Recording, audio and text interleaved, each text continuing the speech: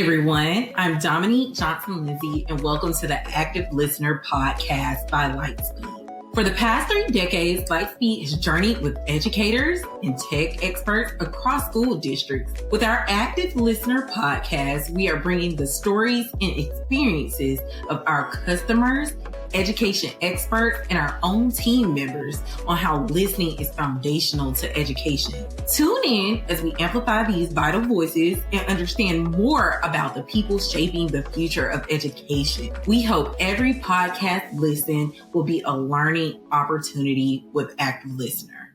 Welcome everyone to another episode of the Active Listener Podcast. I'm super excited to be here today, and I have 2 very special guests joining me here today. So I have Dr. TJ Derry, and then I have Dr. Joe Jones, co-founders of Schoolhouse 302 and thought leaders whose work has helped shape instructional leadership for educators nationwide.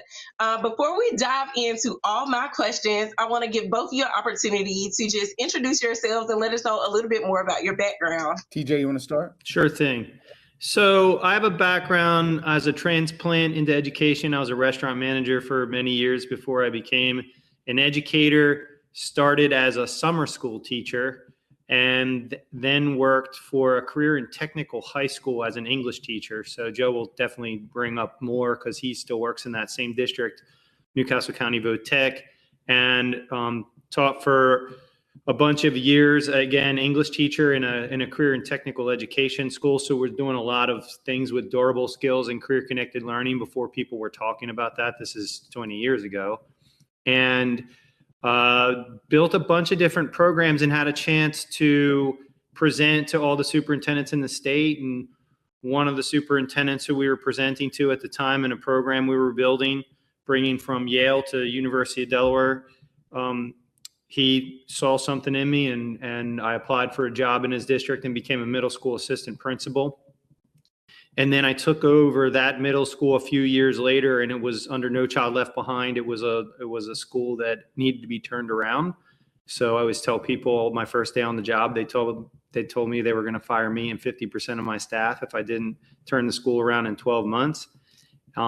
Luckily, I had a team of people around me that was really good, and we did turn that school around and brought the scores up.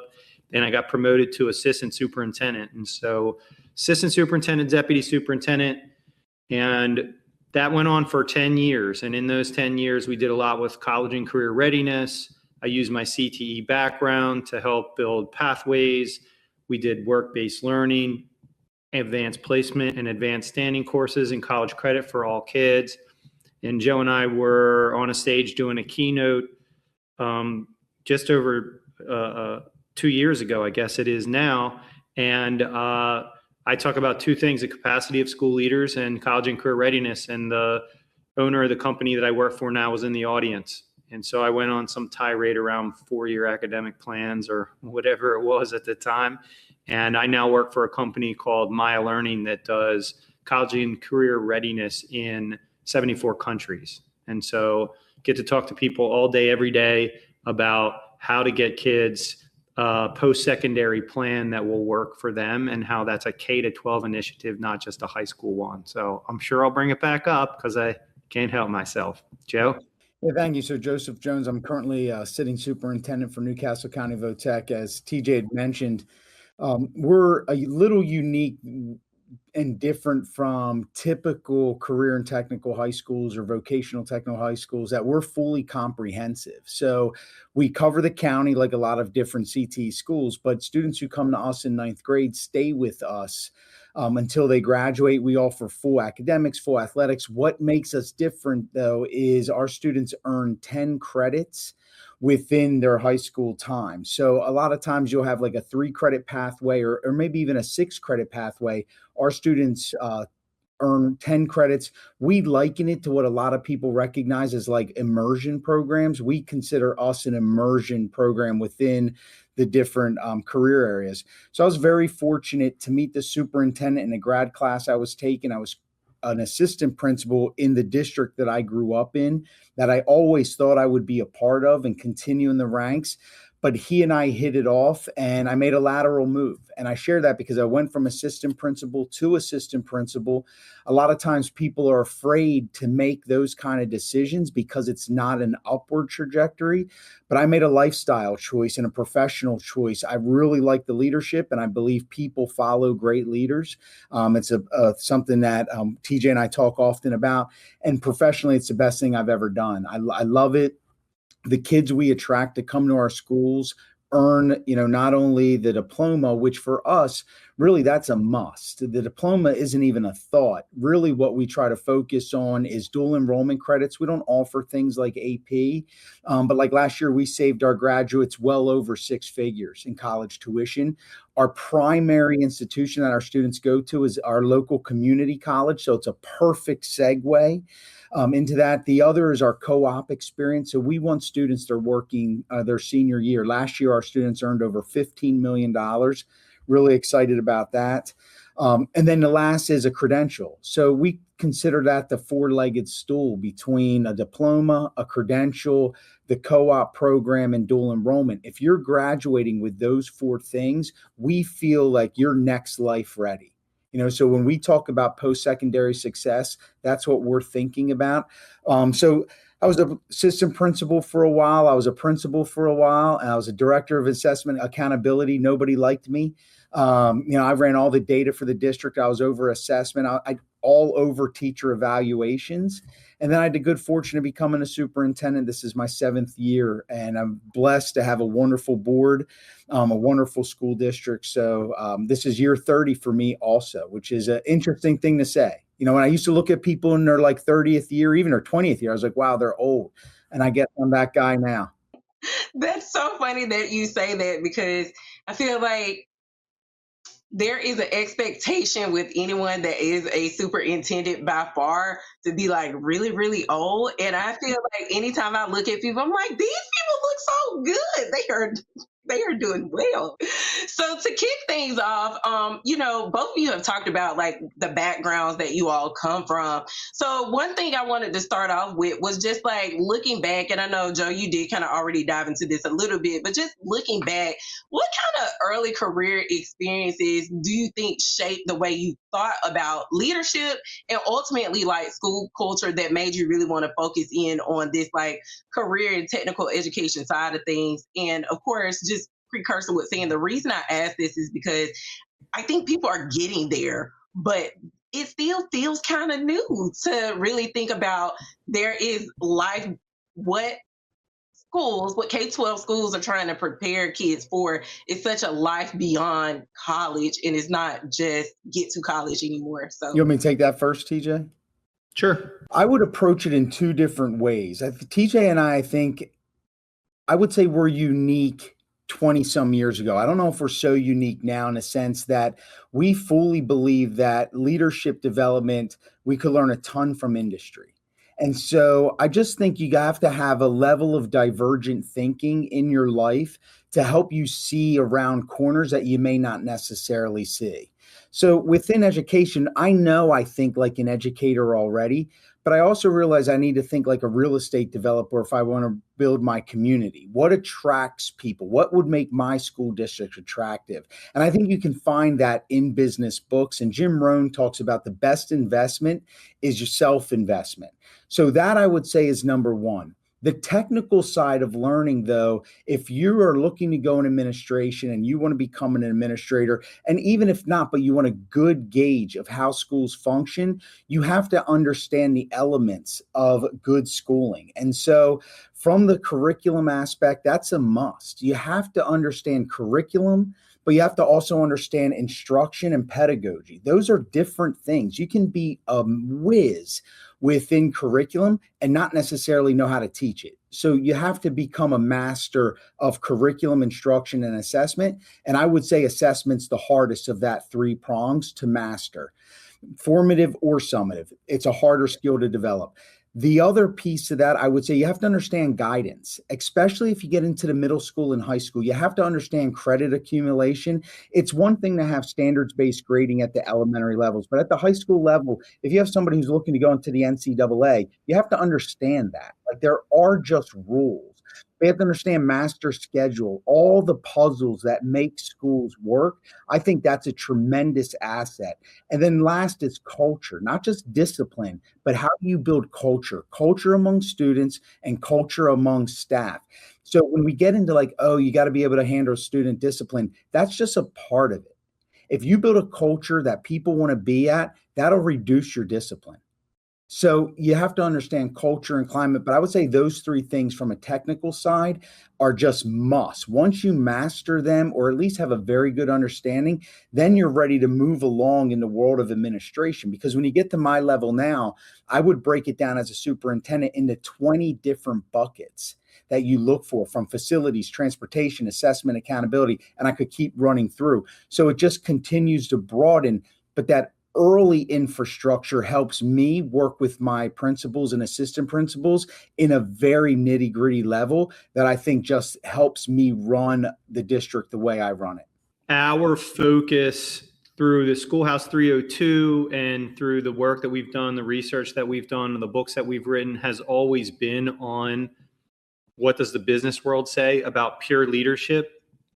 And two things that shaped the thinking for me early on was, one, school just wasn't good for me. I was a square peg in a round hole. I didn't do well. I got into a bunch of trouble, and probably nobody at the time thought that I would return to school to do school differently. But that was the whole mantra, was I just didn't want school to suck for kids. So as I shaped middle level coursework, I thought a lot about CTE. When I went into the English classroom, I wanted to go into a career and technical school district. I started in summer school because I wanted to work with kids that the school system was failing.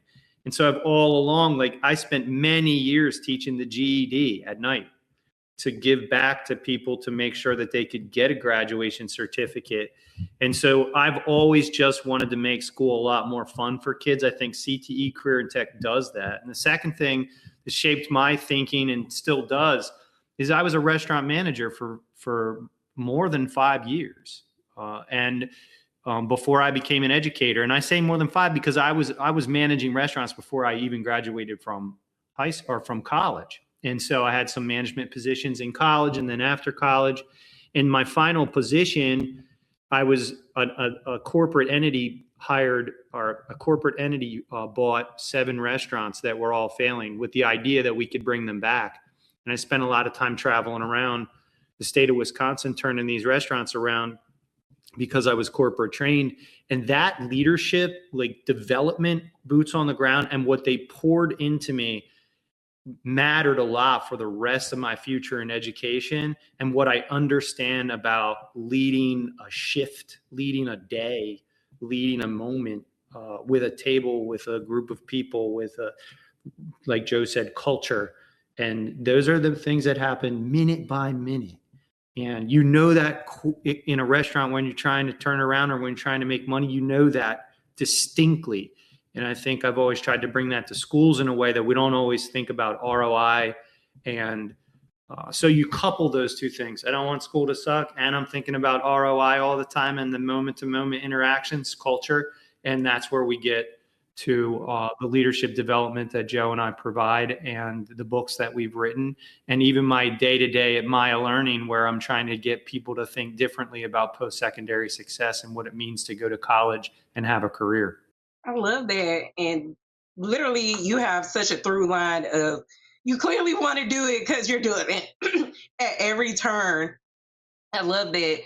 You talked about, just what you all do at Schoolhouse 302. And I kind of want to dive a little bit more into that, because I know something I pretty much bring up on every podcast has to do with like this idea of either like coaching or change management and what that looks like, because I feel like there is such a process that has to be had when you are looking to make a complete and total change. So talk to me about how you all work with people across the country to really get them to open up to what you all are proposing as these like leadership changes that need to take place in order for, them to ultimately see success.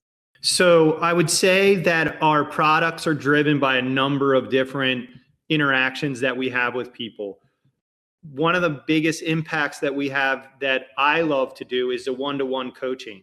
So we sell one-to-one coaching packages for assistant principals and superintendents.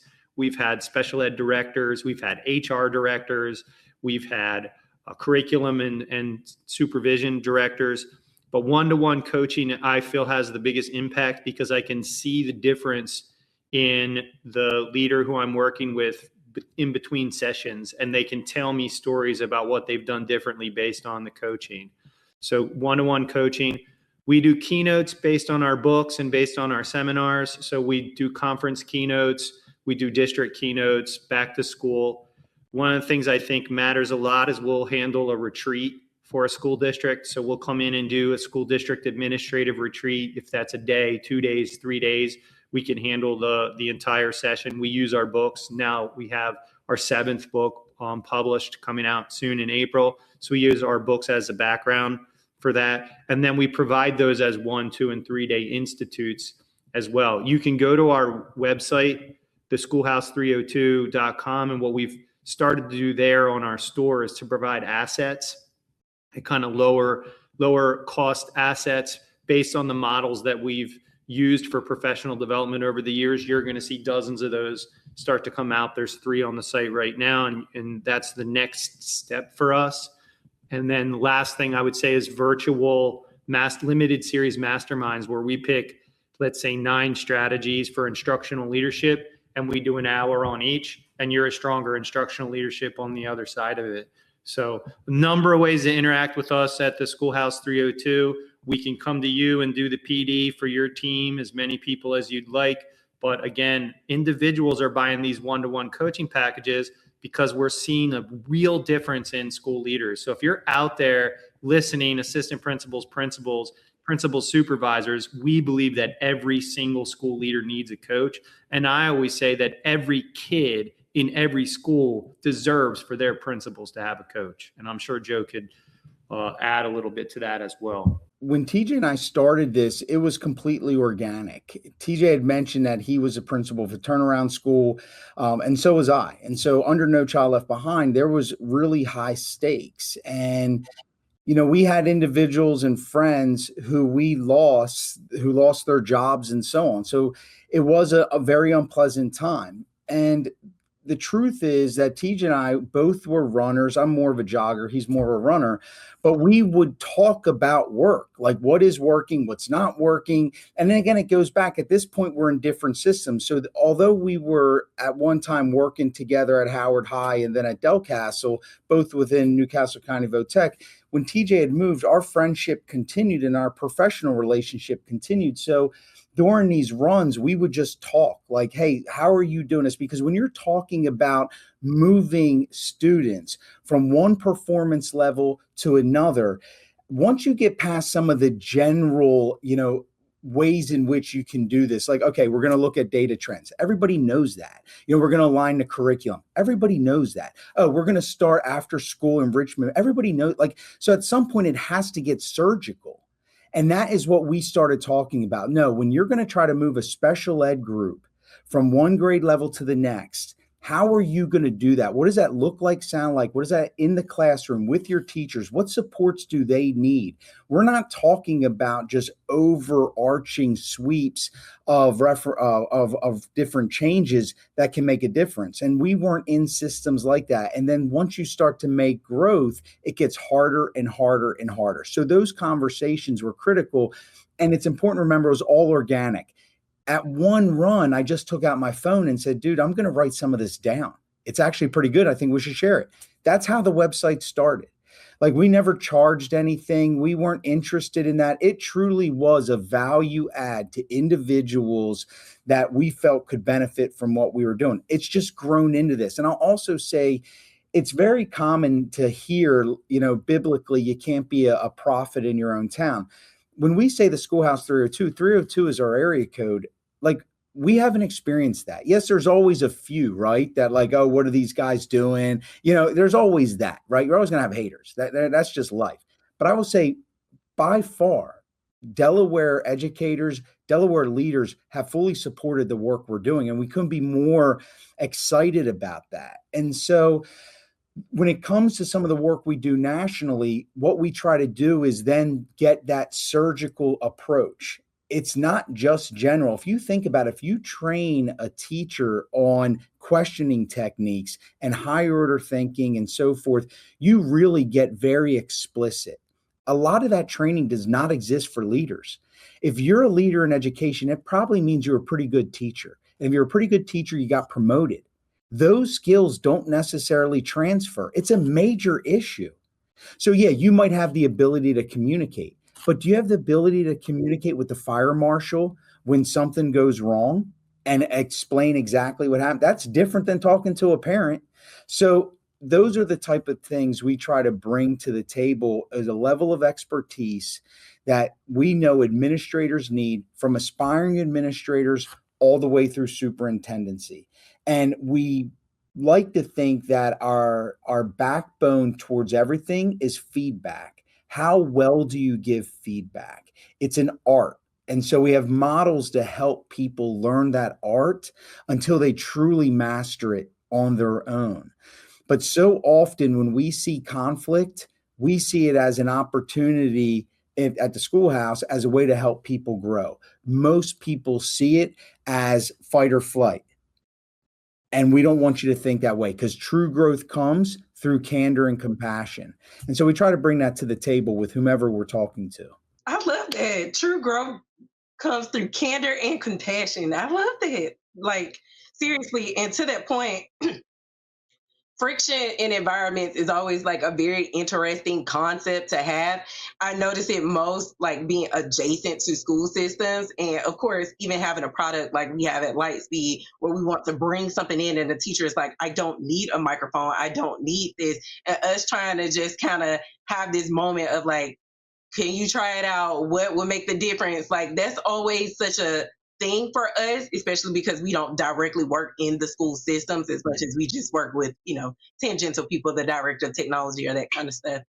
I did want to ask, and you kind of alluded to a little bit of this, just talking about like you all relationship growing organically, is talking about the 7 books that you all have co-authored. First of all, that is amazing. As somebody who, on big bucket list would love to write a book, the fact that you all have wrote 7 is like amazing to me. But one thing I wanted to ask was kind of what was the inspiration point, especially knowing that, at the beginning, you all did not envision it rolling out to be all that it is today. What kind of made you say, we need to write this down? Like, we need to put this in a book. One of the first things we try to do, whether it's a blog, whether it's an article, whether it's a book, is what are the pain points? And so that just comes from good listening. And I think that is one of the most essential leadership skills you can possess.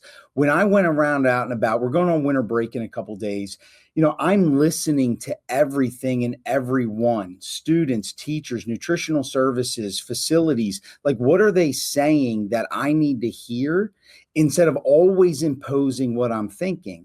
But we were actually driving and we were commuting together down to a conference just in the middle of our state. And TJ was a little frustrated, and we haven't shared this story in a long time. So if I get any wrong, TJ, correct me. But TJ was a little frustrated with things, and really people being indirect and sidestepping necessary conversations. And he said, it's offensive. He's like, it's just offensive that people don't have these conversations. And that was the original intent of the book, to write something called Offensive, that when you withhold any level of feedback to somebody that could really help them grow, whether it's a student, a family, a community partner, a teacher, or fellow administrator, you're being offensive. That was a little too offensive for the publisher. However, we said, we got back and said, all right, well, what are we really trying to say? And what we really unpacked was, no, we want to be candid. We want to be candid without prejudgment and without assumption. Candor is saying things that you see and feel without the assumption. That's a skill. Most people, the reason arguments start is we throw in one little nugget that's going to cause a fire. I just did it with my wife last night. She wasn't happy. I shouldn't have said it, but it happens, right? That's not candor. Candor is when we're using evidence-based feedback to really explain something to help somebody grow and get better, or change something that's not working. However, this is also an altruistic business.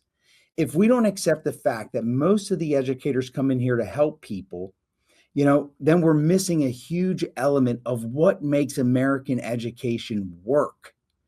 People love people. Educators love people, and they're naturally not candid. So the sidestepping isn't because they're trying not to help. They just don't want to upset people, because that upsetting someone actually goes against their values. So we help people see that, no, this isn't something you're doing to them. This is something you're doing for them. And so we blend in the compassion piece. And then the rest of the books just kind of took that same kind of flavor. It was pain points. We would talk about it. And then from there, it just kind of worked and evolved. And I think we've developed a nice little formula to writing that works for us. I'm not saying it would work for everyone, but I do think the listening and the pain points, then your audience needs to hear and read what you're writing. Yeah, no, I really don't have much to add to that. I think that Joe hit the nail on the head, where we will typically coach, present, blog, article, book. And so we know what the reader is looking for, because we've already built models to help school leaders on the ground through professional development. Our latest book, Time, Tools, and Tactics of Instructional Leadership, that's a decade of training school leaders on candid and compassionate feedback, which is our first book, and learning the models that they needed for instructional leadership. And so we'd like to think our books are also comprehensive.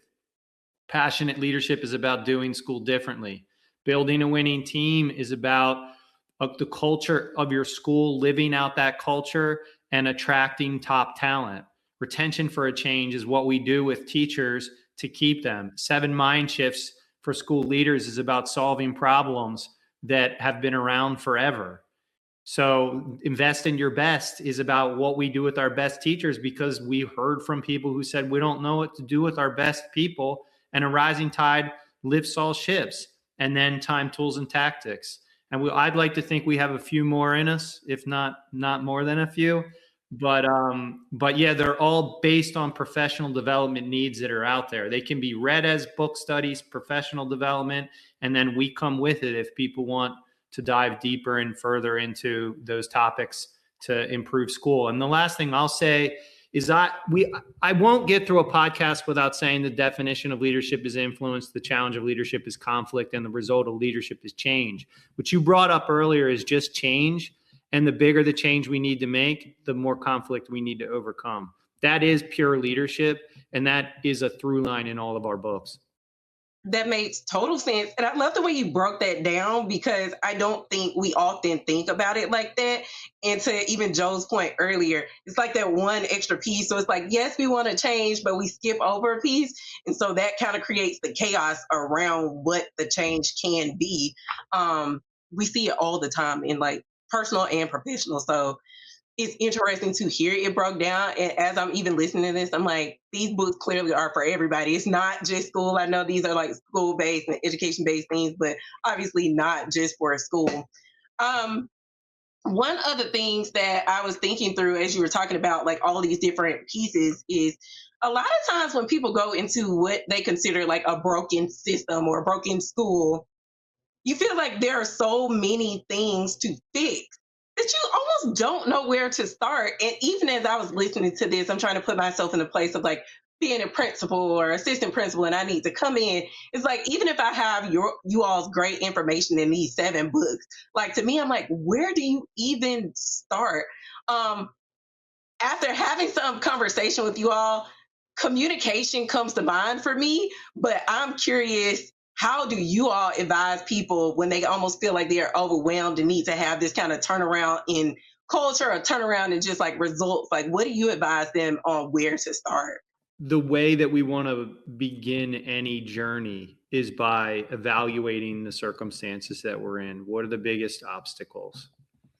But for school leaders, typically what's missing in a school that needs systems change is a strong vision. What is it that we're trying to do here? School can be very ambiguous. And school leadership can be exhausting by doing all the urgent work and never getting to the important stuff. But I go back to vision, and there's layers of vision. Vision for yourself, vision for your day, vision for the school. What is it that this school wants to accomplish with our students? What is it that we want our teachers to do to pour into the kids? What do we want them to graduate with? It's no longer good enough that the fourth grade teacher is preparing kids for the fifth grade. And so we need to start with a really strong vision. And so I go back to that evaluation piece, because I don't recommend that you come into the scenario or even walk into your school tomorrow and say, I'm going to develop a new vision. No, the vision has to be a shared endeavor. But if the vision isn't strong, like I want to talk to people who are listening to this podcast right now and to really evaluate. Because if you say my school is failing, but our vision is clear, I want to talk about that, because I haven't seen it. I haven't seen the clarity of a vision in a school, at least not, they could be listening and saying, well, we just did get our vision back in place. And they say, okay, now we're on the journey. But that first step is what's the clear aspects of this that need to get corrected? And then how can we develop a vision around that? And we bring the people together and develop a vision. And then I would say for principals listening, I would want their brains to be stuck in 3 spots: communicating that vision, evaluating people and programs, and thinking about innovation. Is the vision clear and compelling? Are the people doing the work towards that? Are their actions matching our words? What works and what doesn't? That's the people and the programs. And what are we not doing that we need to do? And so if we can keep you in those 3 buckets, principals, assistant principals, superintendents, we can turn any system around. Approach it from a slightly different perspective, solely because I agree with everything TJ just said. And I think this may just offer a different dynamic to the listener. I think too many leaders feel the urgency to fix things quickly, and rushing is a mistake. The problems that got a school to fail are not going to be fixed overnight. That is a fact. And if we learned anything, when we threw over $3 billion in school improvement grants in the late 2010s and on to fix the lowest 5% of schools, to now reveal that no real change occurred, we should know that simple programs and throwing money at things will never fix anything. It just doesn't work, because you're not really doing what TJ just said. You're not changing the underpinnings of what makes the school successful or unsuccessful. So I had a wonderful mentor early on in my life, Dr. Freeman Williams. I love to give Freeman a shout out. He was a superintendent in a local school district here, but he took me under his wing. And Freeman, when I first got to one of my first assignments as an assistant principal, he said, Joe, do not rush to fix anything. I was young. I was 27 years old. I was shot right out of the cannon. I'm aggressive and intense now. I pale in comparison to who I used to be. I miss that guy a lot sometimes, but he also was a troublemaker. But at 27, Freeman said, look, Joe, you have to analyze, become an anthropologist, study, ask questions, really get to know the staff. And I'll bring in the CTE world. You measure twice, you cut once. And so as you're studying the organization, you're studying people, you got to recognize that it's going to be people that fix things, not programs, not policies. And, those are the things that look great, but they don't necessarily fix things. And so once you start to unearth, like, hey, I'm seeing this, I'm noticing this, whether it's underperforming staff, you have to be prepared. How are we going to deal with this? If listen, we really don't have enough resources for our teachers, then how are we going to fix this? So you got to start uncovering. What happens too often is people jump in with a framework of success. They simply place that framework over the school and hope it does well. And what that'll do, you'll see pockets of success, but nothing sustainable and nothing scalable. And I would say that's a problem across the nation in schools. If we learn to think critically, learn to evaluate effectively, and then have the skill and wherewithal to build in the community, get our teachers to support it, that's how you'll really orchestrate true change. And so, like I mentioned, when we came in and No Child Left Behind was hovering over us, one of the first things I did as a principal was just start setting up with meetings, knee to knee. The lost art of the knee to knee. Just talk to people without prejudice and without bias. Just talk to them and quit thinking that, listen, I got to hear this to get to this. Look, if you already know the answer, don't ask people. Tell them what you're thinking and have them evaluate it. But just become that an anthropologist. Sit back, study. There's more research out now than ever. We know what to do. You just got to be surgical in how you do it. Not every treatment works for every patient. So as professionals, let's live as professionals. This is the best job on earth. I never have 2 days that are like, I had a crazy, crazy day today, but it all worked out. I'm sitting in my superintendent's chair and I'm having a wonderful conversation. But at the end of the day, don't rush, investigate, become that anthropologist, loop people in, and then you move forward. That is the best place to go. That's how you'll develop the effective vision that TJ's talking about. And you don't even have to worry about buy-in at that point because everybody's already on board. That makes total sense. And I love the way you kind of describe this, especially because I do think that is still a constant thing. Like you're talking from your lens of 30 plus years of experience, TJ, you from your experience as well. And I'm like, but there are people entering the profession still every day. People talk about, how many people are not coming into education, but there are still people, wanting to do it every day. And I feel like they don't have the luxury of understanding what it is that you're talking about. They kind of still start off at the beginning and they still want to do everything all at once. And how do we kind of make them effective, almost like quicker, but not because of speed, but just so they're not wasted time and they're not losing momentum and losing passion for the field as a whole? Because to your earlier point, the people that teach, and I know my mom is a teacher for 20 plus years, they want to be there. So despite whatever friction is coming up in a school, they want to be there. And so it's just better when we can all work together and get the things that we actually want done, because everybody still has to, things that they have to answer to, basically. One caveat to that, and I don't know how TJ feels about this. We've talked about it a few times.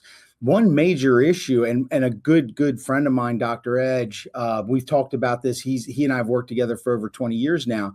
The evaluation system and the coaching model are the same in education way too often. And that just creates an odd dissonance. Like if you're going to evaluate people like professional responsibilities. But if you want to get better at teaching, then help them get better at teaching. Like we got to strip just some of these things for years that have just convoluted the system. And it's like, no, they live in separate places. Let them live in separate places. If I just spent 6 months hiring, recruiting, developing, I'm not then looking to fire you. I need you to get better. And they want to get better. But what we do is then use an evaluation tool that's used for both. And it's like, oh my goodness, like, what are we doing? But it's so ingrained. And I'm not knocking any system. I think Delaware has really, really tried to champion a much more progressive system that I was a big part of helping orchestrate. But that said, sometimes we're just so caught in the ruts that have been formed in the road, we can't get out even when we're trying. And so that's just a little example of, look, we got to just do things different, think different, be smarter on how we approach some of the hard work. So for my next question, this is probably going to be the last one, so I don't keep y'all all day because I probably could talk about this stuff all day. It's so exciting to me. Is definitely to just lean back a little bit into the career and technical education part of it. So I kind of have a two-part question. One is related to how do you all feel like we get more people on board with this idea of preparing kids for the future of work? Because I ultimately feel like that's kind of what it aligns with. It's like just preparing you to go out in the world that we have today. And I say this with the precursor, knowing that like a lot of the jobs that kids now will work, I forget the statistic, but it's like they don't even exist yet, basically.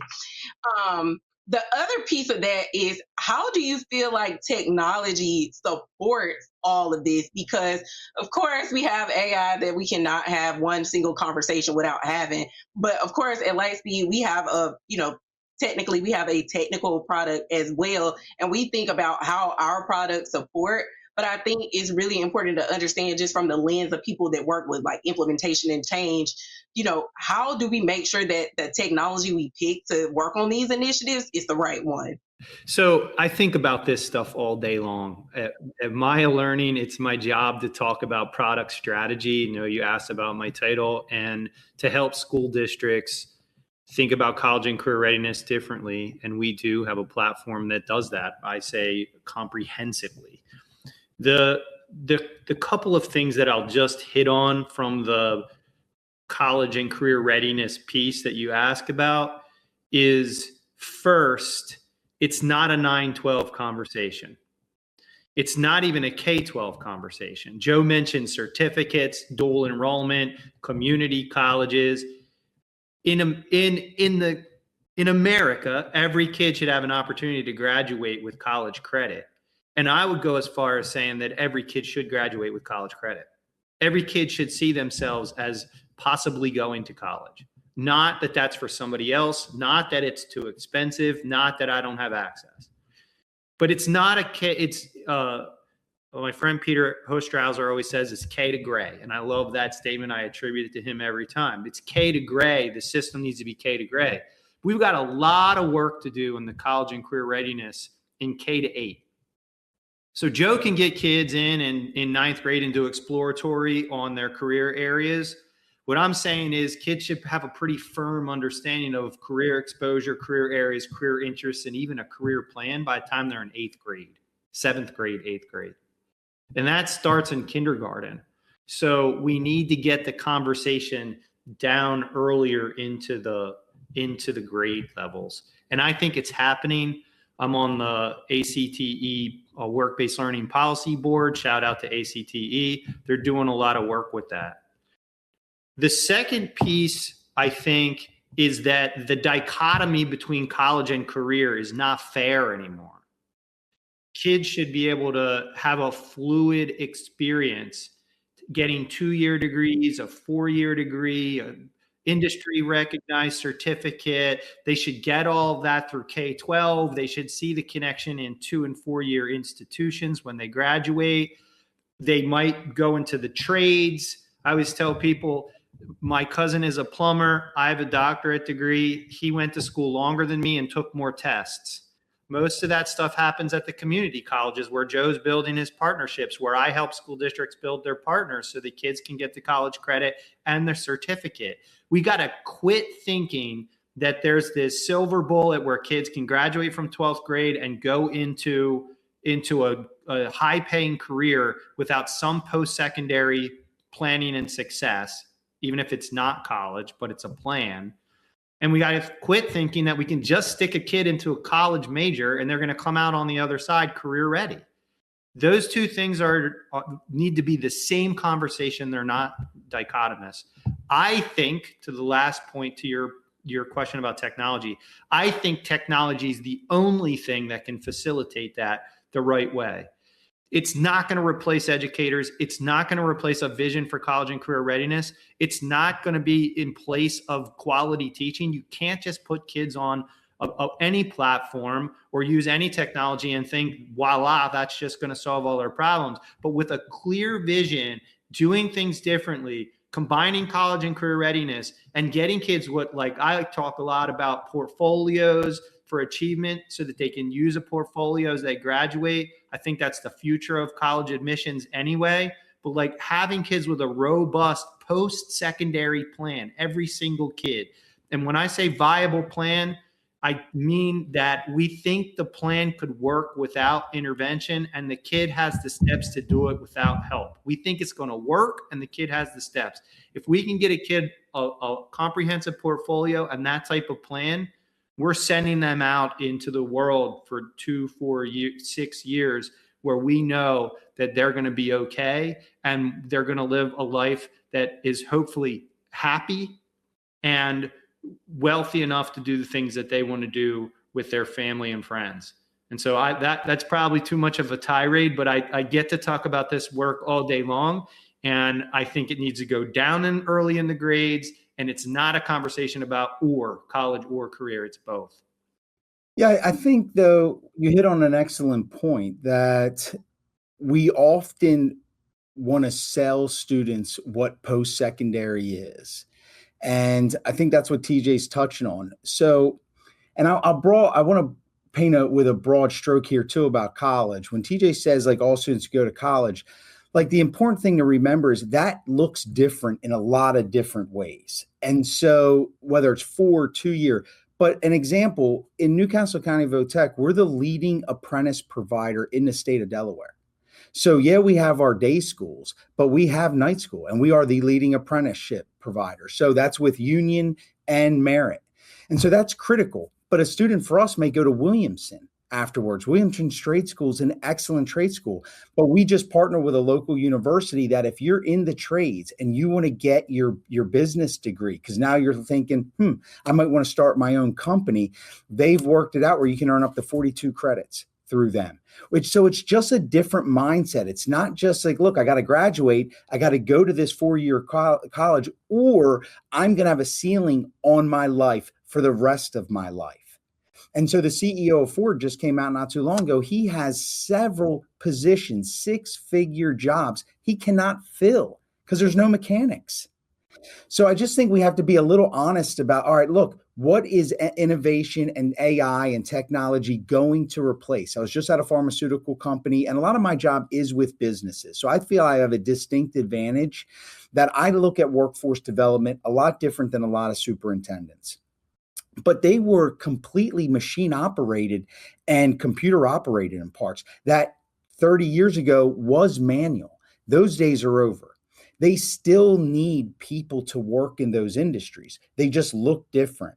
So TJ touched on a lot, and I'm not going to be repetitive. What I will offer, the one thing that will never, ever change, and this is something we're missing, is the durable skills our students need. That is just a major factor. I talk to business owners all the time. Our students' durable skills are what are traditionally called soft skills. They're lacking. Our students, when I mentioned earlier, they co-op, and we had over 800 students co-op last year with close to 700 business partners. The number one issue is like their phone. They can't put the phone away. Just put it away. But they can't. The dopamine hits way too much. And you know what? It is hard to compete with some of these reels. I get it. I can get down a rabbit hole as well. Some are really funny. Really, I get it. But during the workday, you got to put the phone away. How do you effectively communicate with your superior and lead up when there's a challenge? These are things that no technology can replace, and it's something that we don't spend enough time on in our schools. And so that's what I would couple with this. There are certain things technology will never, ever replace. There's no doubt there are things that they've already replaced. But the one thing we hone on, and something I think TJ and I often, even in the schoolhouse, although a lot of my answers today have been in the field of superintendency in Newcastle County Votech, we try to get them to see the perspective of the student. You're just developing a young mind. Critical thinking will always be valuable. Learning how to communicate will always be valuable. And so these are the type of skills we really need our students to learn. How well can you write? Just throwing something in a chat GPT and have it spit it out. You still need to edit it. And so it's taking some of those skills, refining them, delicately balancing between what industry needs, what our community and society needs, and what we'll develop in our schools. So hopefully that answers that. But I really am passionate about the durable side of this because I know what our business partners are telling us each and every day. I feel like it's just music to our ears to hear about, the communication perspective, just because for us as somebody who sells speakers and microphone systems, our goal is always like, we feel like every student should be heard, every teacher should be heard, they should be able to communicate with each other. And like, that is something that, you just really can't layer AI on, like having this human to human connection. Like we often have been talking about, especially on the marketing side, like the power of voice. And I feel like today has been very resonant around the idea that like that's still a thing. So that feels good, even though this conversation was not rooted in, talking about our products or anything like that, but more just what amazing work you all are doing. I will tell you all, I wanted to talk to you personally because this is something I am passionate about. So I always joke about this, but I think most people know my bucket list kind of career thing is to go back and teach at my high school and be like a CTE person. I have a really personal story about just finding my way to my career and how people kind of helped and pushed me. I felt like I didn't love school. I felt like I was all over the place. And now to even work adjacent to education, I love it. And I think it has driven me so much more to want to be in that space, like long term. So I always talk about retiring to be a high school teacher, which everybody's like, that is so crazy, but I really do want to do that. So yes, I love this conversation. And I want to thank you both so much. Before I let y'all go, I have to ask you my lightning round questions. I think they are so fun. I ask this on every episode just because I want to know. So first of all, I want to ask if you could remove any barrier in education, like one barrier in education, what would it be? Federal assessments. That's a controversial statement. People would be like, oh. However, I think one thing that has happened in education with the standards movement is the federal assessment attached to it. And I think it stripped teachers of the professionalism. And so they've just lost a lot of autonomy and they've lost a lot of their voice. And it pains me. I'm probably in the same vein, although something completely different, but I think it's adjacent to what Joe is saying. One barrier, I think huge barrier in education is grading, just grading in general. The 100-point scale, arbitrary. The average as a measure of central tendency, any math teacher will tell you that just makes it easier for people to come up with a number. The super zero, grading everything, collecting everything, all the work the teachers have to do associated with it, how kids feel about the D and F that they get. I think it shuts kids down. I can agree with that one too.